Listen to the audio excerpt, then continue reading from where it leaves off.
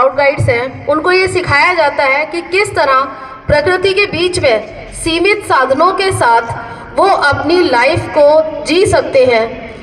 कम साधन होते हुए भी किस तरह खुद को सरवाइव कर सकते हैं। समय पर अगर आपके आसपास कोई दुर्घटना घट जाए तो किस तरह से प्राथमिक चिकित्सा देकर डॉक्टर के पास ले जाने से पूर्व हम उस व्यक्ति की सहायता कर सकते हैं। किस तरह हम जंगल में मकान ना होते हुए भी खुद टेंट लगाकर उसमें रह सकते हैं। तो ये सारी चीज़ें हमारे बच्चों ने स्काउट गाइड का 3 दिन का हमारा कैंप हुआ था, जिसमें ये सारी चीज़ें उन्होंने सीखी और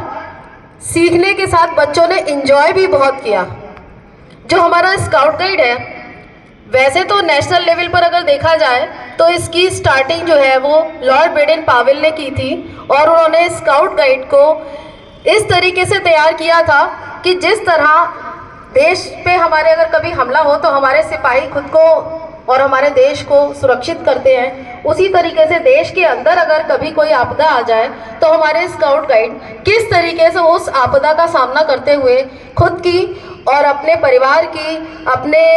देश में रहने वाले सभी नागरिकों की सेवा कर सकते हैं। तो ये सारी चीज़ें लॉर्ड बेडेन पावेल जी ने स्काउट गाइड में बच्चों को सिखाई थी, इसीलिए उन्होंने इस संस्था को जन्म दिया था।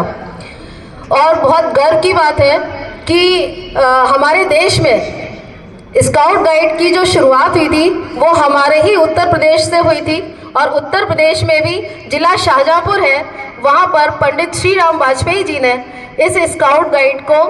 आगे बढ़ाया था। तो इसके लिए जो हमारे पुराने लोग थे जिन्होंने स्काउट गाइड को इस स्तर तक पहुंचाया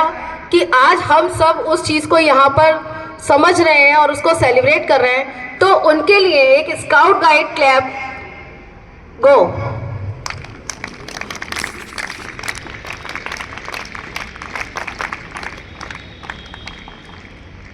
अब मैं जो हमारे मुख्य